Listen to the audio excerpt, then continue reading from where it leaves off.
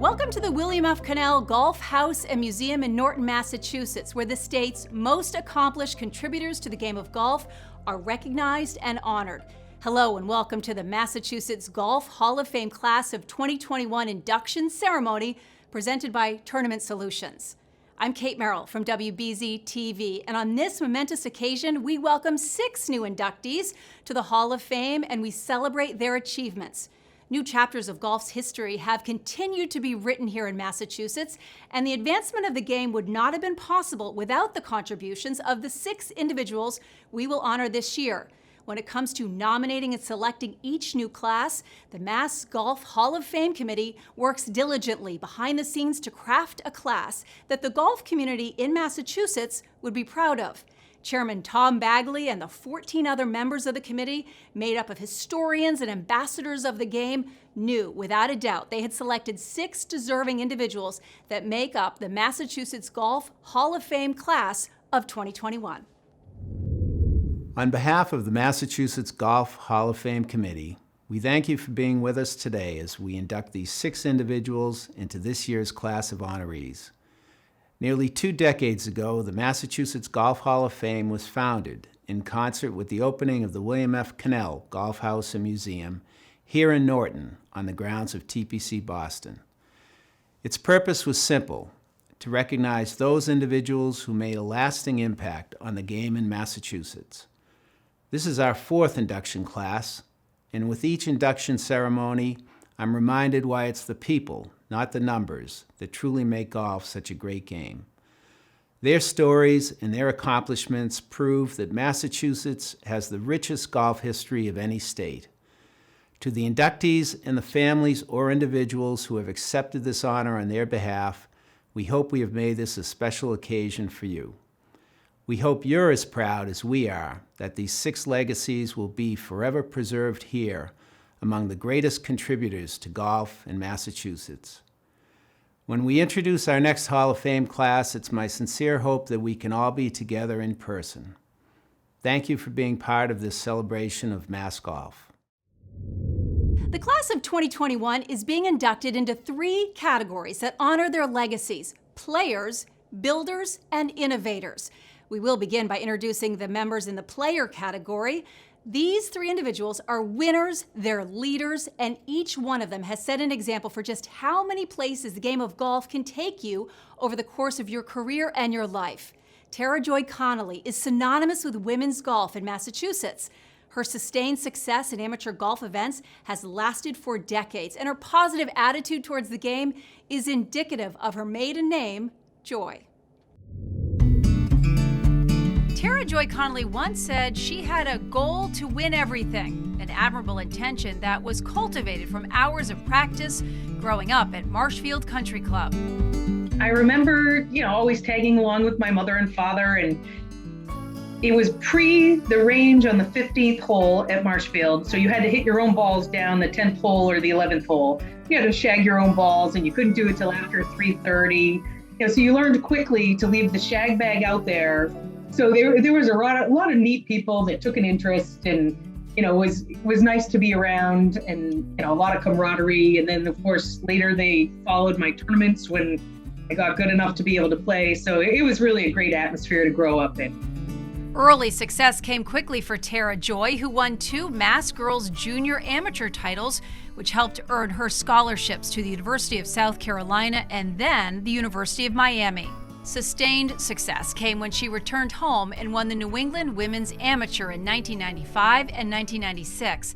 The victories piled up for Tara, and she became one of the most dominant players in the state, setting a record with 9 Massachusetts Women's Player of the Year awards. During that stretch, she won 2 Mass Women Amateur Championships, 7 Women's Mid-Amateur Championships, and Women's Stroke Play Championships for the Baker Trophy 7 times. For these accolades, she was the WGAM Player of the Decade from 2000 to 2009. I always used to love the Baker tournament. That was my favorite. It got the summer going, and I remember my first ladies tournament was the Baker tournament out at Sankaty Head, and I think I was 17 or 18, and I was paired with Nancy Black, who in her late 60s, early 70s, was still a proverbial favorite. You know, you could never count her out. She still golfed her ball. And I remember playing some great matches against different competitors over the years in Massachusetts. If you took every few years, there'd be a new group of people, and, you know, great matches with the ladies have great careers themselves. You know, just where it takes you and who you meet are really what the game is all about. Perhaps her most impressive victory in Massachusetts came during the 2009 Mass Women's Open. Although she would eventually take home the title as an amateur, Tara and her father and caddy, Kenny, were among the last to know she even had a chance. You know, we had a good run the first day. I really hit the ball solidly. I don't know where I made my mistakes, but I thought, oh, I'm a couple shots back, and against the girls, the local pros and the Futures Tour players, you know, I think I'm too far back to win. And the next day, you know, he's on the bag again, driving the cart, and I'm having really a great ball striking day, and the wind, I remember, got really crazy. And I think I shot even par, maybe 1 or 2 under, I forget. And we said, oh, well, that's too bad. You played nice golf, but let's go in and have burger and beers. So we're having some beer, waiting for the burgers. And John D., who was helping with running the tournament, came in and said, you know, the leaders are on 18 and you're tied for the lead. So it was quickly time to stop having any beer. And I think maybe the leader had a bogey. And so it all worked out, but it was pretty funny. We laugh about that often. Keeping golf within the family has been a lifelong trend for Tara. She's married to Joy-Connelly, the former head golf professional at Cohasset Golf Club. When we started dating, I used to play the guys after work for money. And if they lost, I would write their name on the money and pin it up by the work schedule so that I wouldn't even have to tell the other guys the status of any matches. They would just look at the work schedule and know who won and lost. And then one day, JP hadn't been successful yet in beating me, and we were off playing Indian River Club. And on 17, he closed me out and he muttered, I never thought I'd be so happy to beat a girl. He's been so supportive of my golf over the years. Pretty much he knows what to say, like, just go out and play like a kid, or maybe you should go see Tom Kavicki, who has been my golf husband. I get to bounce everything off of him, which is nice. Joy-Connelly remains very active on the golf course, having recently competed in the round of 16 in the U.S. Women's Mid-Amateur. And off the course, she is giving back to the women's game. I've joined a group called the Amateur Golf Alliance, and we are developing more women's championships for people 22 and over. We hate to see the young girls have nothing to play in a few years, but they're state amateur when they come out of college, and we're trying to promote women's golf that way and give them some competitive avenues. Well, there's a concession cup for women in the works, which is the mid-am and senior version of the Walker Cup and Curtis Cup. So, you know, we're trying to bring the women's game forward, and I'm happy to be a part of that too. Tara Joy-Connelly, who once set out to win as much as possible, has come as close as one can in her home state of Massachusetts. For all her accomplishments and triumphs and her role in advancing women's golf, Tara Joy-Connelly is inducted into the Massachusetts Golf Hall of Fame. Obviously, I'm very grateful to the Mass Golf Association and the former WGAM and all the ladies that volunteered over the years and were the pioneers of women's golf. The history is so great in Massachusetts, and I am so thankful and really blown away to be a part of the history, especially in this aspect. You know, it's quite an honor that is very humbling. Thank you very much.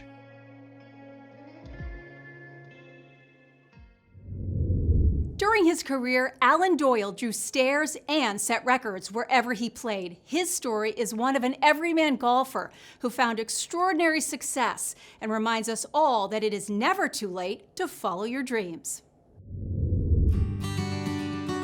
When looking back on Alan Doyle's golfing career, these things are universally mentioned about the native from Norwood being the oldest rookie in PGA Tour history, and his very unorthodox swing, which, as a young hockey player, he developed by practicing in a low-ceiling basement.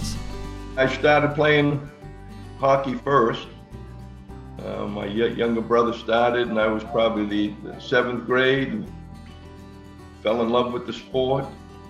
Played it through high school and college, and I'm sure it had an influence on my golf game.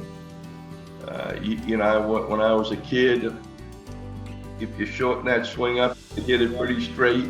And I had a pretty good short game. So the pro at Spring Valley Hap Media told me one day, he said, look, if you guys try to change my swing, he said, look, you drive it string straight, you got a great short game, don't ever fool with anything. A Francis Ouimet Fund Scholarship Award propelled the Catholic Memorial grad to Norwich University. Among the local accolades for Allen on the mass golf scene occurred in 1969 when he played in the final match of the state amateur championship. For the next 25 years, he perfected his game on the amateur scene, leading Team USA to victory in the Walker Cup in 1991 and again in 1993. I played on 3 Walker Cup teams and 3 World Amateur teams, which I thought was the pinnacle of amateur golf. And a lot of people had actually thought that I'd won a U.S. amateur, which I had not. And so there's just something special when you can add to the end of your name that you were a USGA champion. And I not only pulled it off once, but I pulled it off twice. A new journey began at age 46 when Allen decided to become a professional golfer for the first time. Despite his age, he earned his PGA Tour card and at 47 became the oldest rookie in PGA Tour history. And he proved he belonged with the best, competing in 58 tour events with 2 top 10 finishes. I actually had my eye toward the senior tour at the time, the Champions Tour now. And I was kind of, when I thought about turning pro or not, I was trying to come up with the best way that I could prepare the next 3+ years. So when I got 50, I increased my chances of getting out there and sticking. And I kind of felt that if I turned pro, it would be a new challenge for me. And it would be something that I would work harder at my game on. And of course, it worked out fantastic. Fantastic indeed. Allen joined the senior PGA Tour in 1998 and in 2003 won the Fleet Boston Classic at Neshata Country Club in Concord. He went on to win 11 tour championships, including the 2005 and 2006 U.S. Senior Open. I always felt that my best chance to win one of the majors out there was a Senior Open because they were more old-timey courses. They were tight. I always had rough, and I drive the ball straight, and again, I have a great short game. So that was one that I wanted to win bad, I guess. And so when I got to those places, I always tried to prepare as hard as I could, and then I would play as hard as I could. I had a great record in the Open. If you prove that you're a gamer and you're a winner and a good guy, then you're accepted pretty quickly.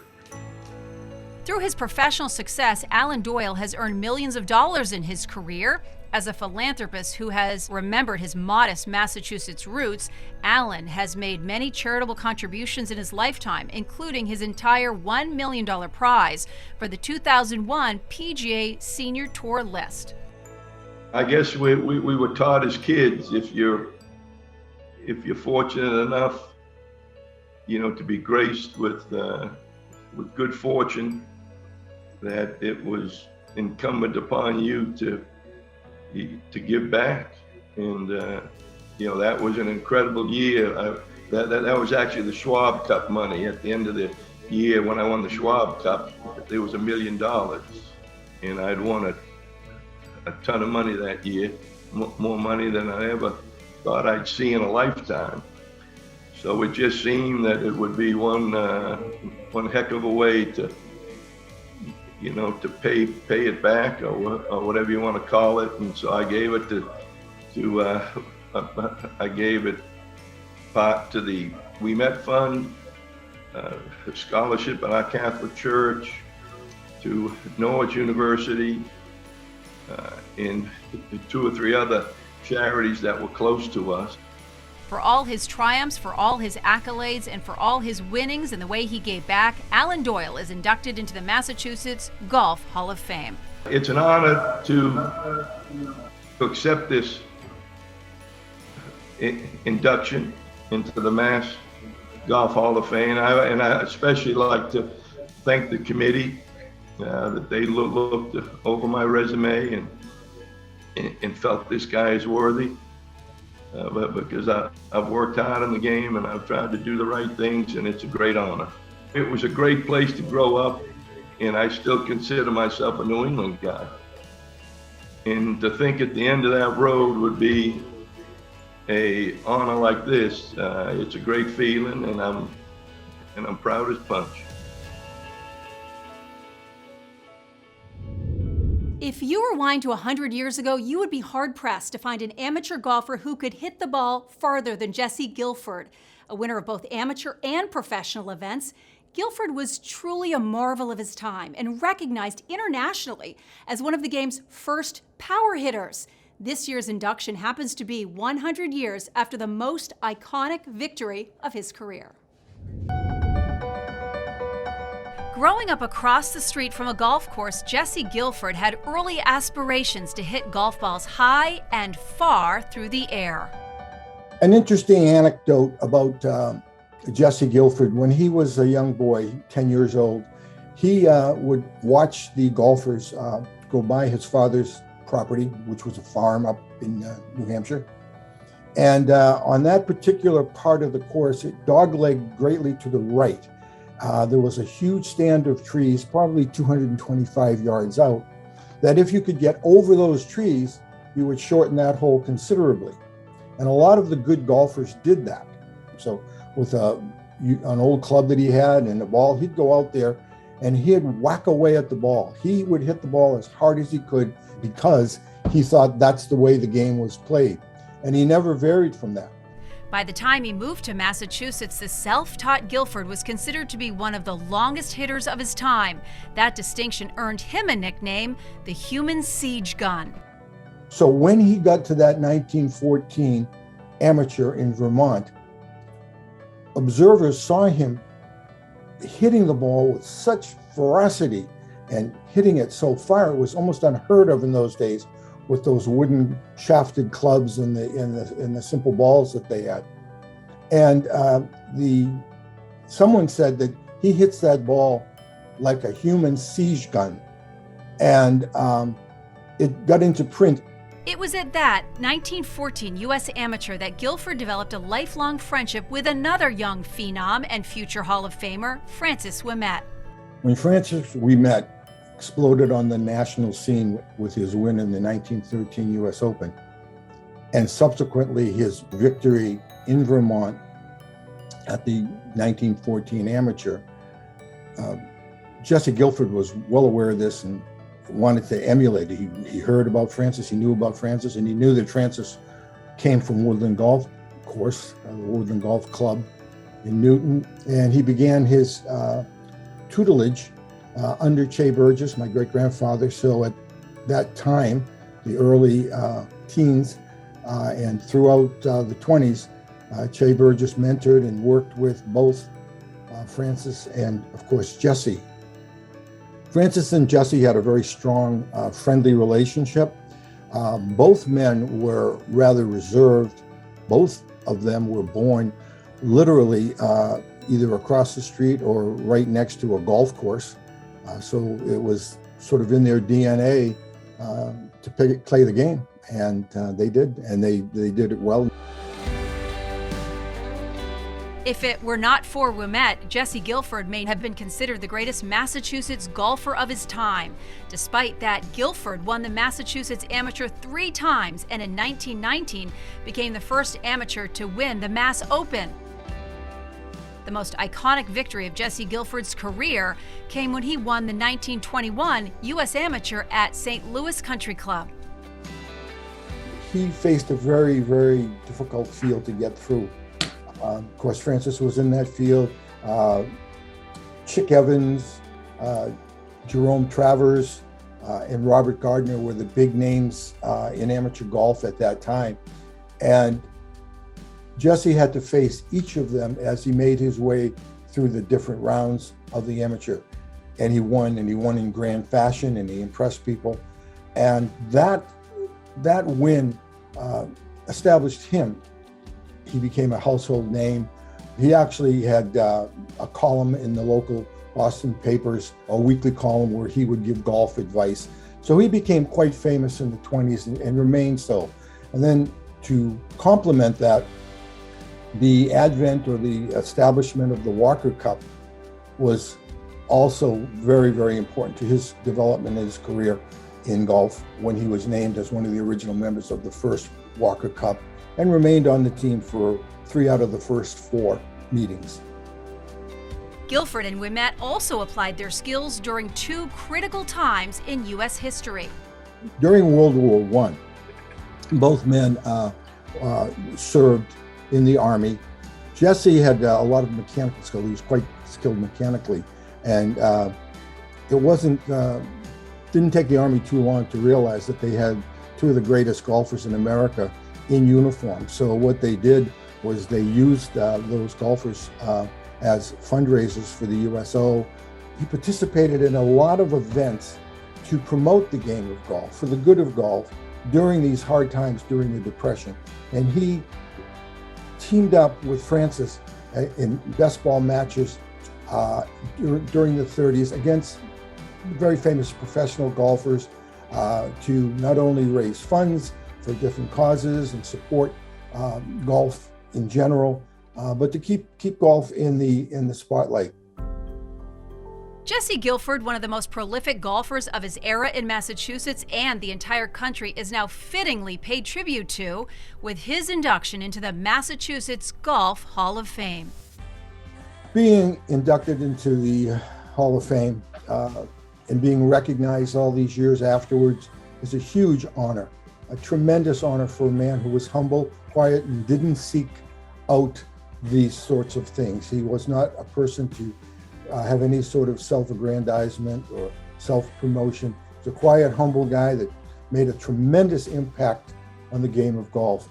And it's so rewarding to an observer like myself to have Jesse up there honored with Francis and Ted Bishop and all the other greats from not only Woodland, but from the Massachusetts and New England. It's a great honor. He's where he should be. And I'm sure if he was here, he would say, thank you very much, and not much more than that.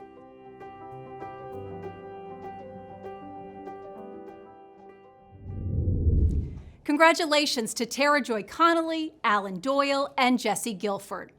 In the next category, we have 2 builders who hardly need any introduction. Longtime friends and past golf industry executives, Harry B. McCracken Jr. and Richard D. Haskell, will fittingly be inducted as members of the same class. These 2 pioneers of the sport helped advance the game of golf in Massachusetts to what it is today. Without their impact, their knowledge, and their passion, golf in Massachusetts may have looked a lot different than it does now. Dick Haskell stood for everything that was good with golf. A lifelong student of the game, his leadership, his vision, it ushered in one of the largest expansions of mass golf and developed the organization into one of the strongest golf associations in the entire country. Dick Haskell, the man who said during his retirement speech that golfers should smile more, started his own happy path at the age of 10 when he took a walk up the road in his hometown of Ipswich. The house is probably like a mile and a half behind Cranes Beach. And there was an estate there and a little 1-lane road, and Labor and Vane Country Club was this little 9-hole golf course that someone had built. And he just walked up there, would have been less than a mile walk from the house, started caddying, and just got a love for the game from that. After graduating from Bowdoin College, Haskell joined the Country Club and worked for Sports Illustrated as a marketing manager until 1967. When the magazine asked him to transfer to New York, fate had another plan for Haskell. The executive director of the Massachusetts Golf Association at the time, unfortunately, had a health problem. Someone asked my dad to literally, can you do this for 6 months while we figure out what's going to happen next? And 6 months turned into 30 years. You know? It's just, the way life works. During his 28-year tenure as executive director, Haskell introduced 6 new championships to the MGA schedule, and in 1976 added the Player of the Year award, which is now named after him. Most significantly, he oversaw the largest expansion under any executive director of member clubs within the MGA. Well, my father started in '69, under 200 clubs, 170, 180 in that ballpark. And then over the 30 years, I think they ended up right around 300. So, quite a period of growth for golf. And a lot of other people were involved, all the Harry McCrackens of the world and people like that were moving golf forward. And he was very methodical, he was very organized. So it was easy for him to get out there and, and do the legwork that was necessary to meet people, get people involved, get clubs interested in being part of the MGA that weren't part of the MGA. Haskell was way ahead of the curve in many ways as he made Massachusetts one of the first states to implement the USGA's computerized GIN and slope course rating systems in the early 1980s. We're in this tiny little office above a restaurant in Post Office Square, and literally every person with a handicap in Massachusetts, their name is on a board over here on the wall. And you knew that wasn't going to work. My dad was very proud of GIN in the sense that the USGA started to propose this bigger automated system, with the computer age dawning. And that was another part of the whole thing that helped his tenure and all the things, with computers just becoming part of the scene and making everything they were doing easier. It became, part of the game in a way to interest people and, obviously bring people together and let them compete in the unique way that you can compete in golf with the handicap system. So he was very proud of that. In addition to putting the Massachusetts Golf Association on the map, the former Sports Illustrated marketing manager put its accomplishments in print by establishing Mass Golfer magazine. He was also a prolific researcher and contributed to the MGA's centennial book, as well as the award-winning book, The Story of Golf at the Country Club. Yet it was on the golf course where he truly was a friend to all. One of the jokes about my father was that he watched more golf than anybody in the state. Didn't get to play it, but he got to watch more. And in that context of the events that they had and the places they went early on, he'd meet everybody. He'd meet the kids working in the pro shop who would get him a cart first thing in the morning. And so he'd get to know the players and just help them out wherever he could when they were looking for advice on, starting a junior league or getting a municipality to, take over a golf course that might have been in trouble and keeping them going. So, it's just the personal nature of the job. For his immense impact on making Mass Golf one of the top state golf associations in the country, and for his role as an ambassador for the game in Massachusetts and beyond, Richard D. Haskell is enshrined into the Massachusetts Golf Hall of Fame. On behalf of my father, Richard Dean Haskell, I am very happy to accept this honor of induction into the Massachusetts Golf Hall of Fame. He would be very proud. He was very proud of his 30-year legacy with the association. My mother, Betty Haskell, my sister Mary, my brother Stephen, his 5 grandkids, in-laws, cousins that we've been hearing from on this great occasion are all very proud to be part of this event and look forward to coming to the golf house in years to come and seeing his plaque on the wall and letting the future grandkids know about it. It's a great moment and a great experience, and we're all very proud, and I'm sure he is very proud, and thank you very much to the MGA for this great honor. Volunteers are truly the heart and soul of a golf association, and for more than 50 years, Harry McCracken led those efforts to ensure that golf events in New England and beyond were all first-class operations. His wisdom and knowledge was also key to restoring 2 of America's finest public courses. Harry B. McCracken Jr. became a junior member at the Charles River Country Club in 1936 and remained a loyal member for life. It was at Charles River where he cultivated friendships that would last Harry a lifetime and ultimately serve the game of golf in a most exemplary way. Charles River meant a lot to him. I think he loved the golf course, but I think he loved the fact that there was, at the time, a lot of players that were involved in mass golf, USGA events, qualifyings, and stuff like that. So I think he was kind of proud that he belonged to a course where there were so many good golfers that could try and get into these events. He had a lot of friends at Charles River. He became involved there, not only being the golf chairman, but on the board and running events and helping events over there and stuff. So there's 3 or 4 people there that ended up at Mass Golf helping out as volunteers. Paul Lacerda, David Miller, Bob Loudon. So all these guys, I think he badgered them when they came in. Harry officially joined Mass Golf's executive committee in 1969 and rose to the position of president in 1984 and 1985. He not only contributed his organizational skills and expertise to running tournaments, but he always looked out for the most important part of golf, the people. That gruff exterior, he loved everybody for the most part. He looked after the little guy, and especially in golf events and stuff like that, if he was involved as running the tournament or being the official in charge or something like that, he made sure pro shop staff, the carts, the guys, the caddies, the little people behind the scenes ended up with a little money out of it because they were giving their time up and things like that. Harry's already prolific behind-the-scenes stature grew even larger when he became the executive secretary and treasurer of the New England Golf Association. He tirelessly spent thousands of hours supporting golf events to ensure their success. He was probably the perfect volunteer for golf. He'd do any part of it, whether you needed him to make a scorecard out. He'd be an official, he'd be a starter, and I think that's inbred in a lot of the people that are volunteers now. I think, they just have a real love of the game, but I really think for him the camaraderie of it was the important thing, the friendships he developed, and there was a lot of them.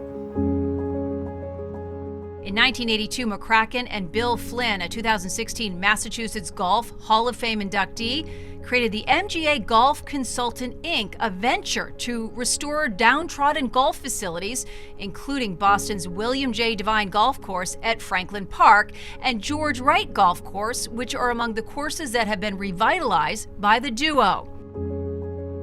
For all his energy, passion, and positive presence, for all the love he gave to the game of golf, Harry was presented with the United States Golf Association's prestigious 2007 Joe Dye Award, which recognized his service to the game as a volunteer. That was special. We all, the Joe Dye Award, we all got on a flight and went out to San Francisco.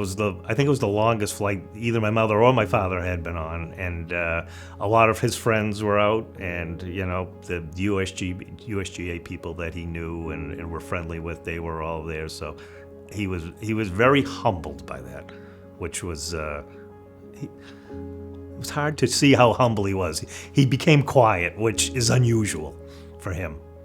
So it was pretty good. We all enjoyed that.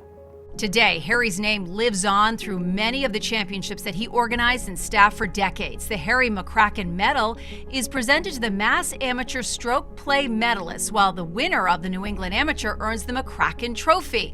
And the McCracken Cup is presented to the winner of the 4-ball event at Charles River Country Club, where it all began for Harry. When Harry McCracken passed away in 2019 at the age of 94, he left behind a lasting legacy of golf volunteerism.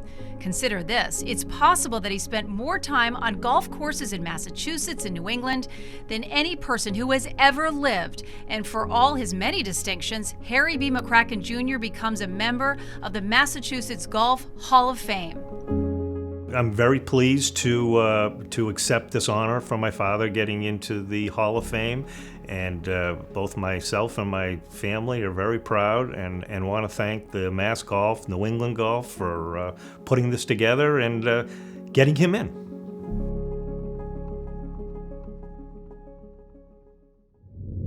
Congratulations to Harry McCracken and Richard Haskell from the Builder category. Our final inductee represents the innovator category and is responsible for one of the most important pieces of equipment in golf bags around the world today. Philip Young was an MIT graduate who changed the future of golf ball technology when he created the Titleist golf ball. He enhanced the game to an unforeseen level in his time, and the impact of his work is still felt by everyone in the golf community today. As you might expect from a graduate of MIT with a degree in mechanical engineering, Phil Young was a natural-born innovator, entrepreneur, and problem solver. Young changed the game forever when he invented the Titleist golf ball in his small rubber plant and made it the #1 golf ball manufacturer in the world. And it all started with the most fortuitous missed putt in history.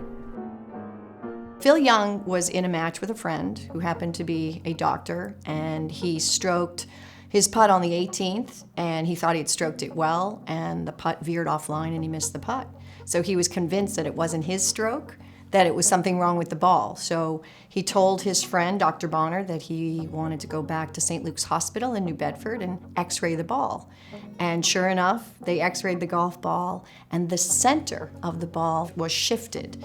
So he was able to prove that it wasn't in fact his stroke, it was the problem with the ball. Phil was determined to engineer the most consistent and high-quality golf ball ever created and employed his fellow MIT graduate, Dr. Fred Baumer, who just happened to be a rubber specialist. Back in the day, golf balls, they were liquid-filled. So you would put a precise amount of liquid in the center, patch it, and then you would wind around it. So what they did is they took these liquid-filled centers and they froze them in liquid nitrogen so that when the golf balls were wound, and they would wind them very, very tightly, that it would stay perfectly concentric. And then the liquid nitrogen would just evaporate, and then they could put the cover on it, and that kept the balls perfectly round. So that was one of their very, very early inventions, and they also chose to x-ray every single golf ball before it would leave the plant. When he perfected his creation in 1935, the brand needed a name, and he settled on Titleist, based on his belief that this ball would give golfers the best chance to win. And to convince the golfing public of that, he developed a demonstration caravan to put his innovation to a test. And on the back of this caravan were these dual pendulum machines. And what they would do is they would launch golf balls, and they would launch the Titleist golf ball next to whatever the competitive golf ball was. And they would be at country clubs around the country. Sometimes they might have, a dozen or so spectators. Sometimes they'd have up to 2,000 people. And they would see the Titleist golf ball launch flying through the air, and they would see the competitive product flying through the air, which would fly erratically. And that was how they got the word out. So I think its roots and origins are really in the idea that if you play with this product, it will give you the best performance and the best chance for success. The 1949 U.S. Open presented another breakthrough moment when Titleist became the most played golf ball at that year's championship. And what is very cool about that is we have won the ball count at the U.S. Open every year since. So we look back at the U.S. Open as sort of a flagship event, and certainly put a stake in the ground for Titleist being the #1 ball in golf. One of the things that was so important at the time was that if the best players use your product, that was the affirmation or the validation that it was in fact the best. So if the best players were going to trust their livelihood, their game to that product, that was really the beginnings of the pyramid of influence, as we call it. Because if they trust their game, their livelihood to it, it validated that product was the best. Little did he know at the time, but Phil Young's invention would elevate the Acushnet Company into a global golf brand that maintains its roots in the greater New Bedford area. Well, we've been in New Bedford, obviously since 1932. And that's really where our people are. That's where the expertise is. We have people that work in the ball plants that their parents have been there, their grandparents have been there, aunts and uncles. And so we have a tremendous amount of expertise in designing and producing golf balls. They were so proud of what they did, of what they built what the Titleist brand stands for and represents, and the fact that we were still in that community. And for his eureka moment with a golf ball and an X-ray machine, which has influenced the way the game of golf has been played ever since, Philip B. Young is inducted into the Massachusetts Golf Hall of Fame.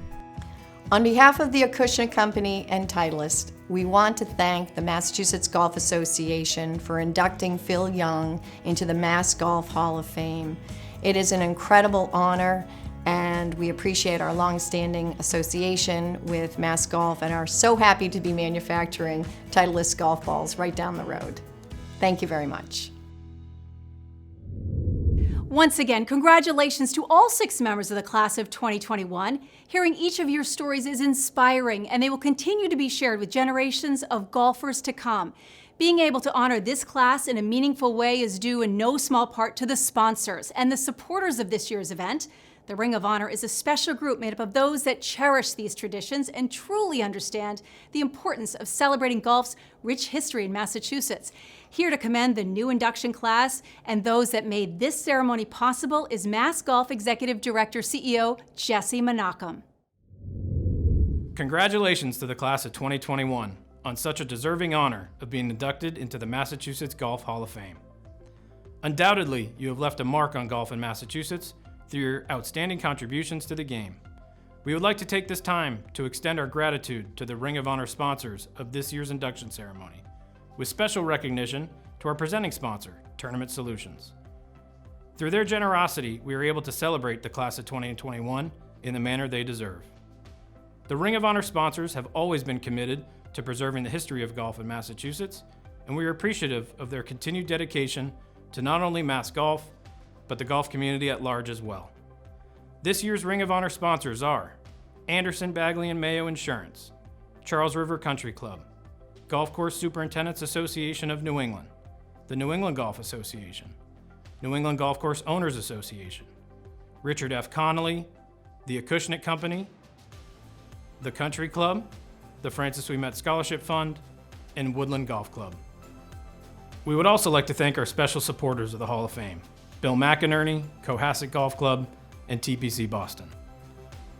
On behalf of Mass Golf and our board of directors, thank you. Your generosity is truly remarkable. We are grateful to each and every one of you for making this ceremony a memorable one. We look forward to celebrating with you again in the future.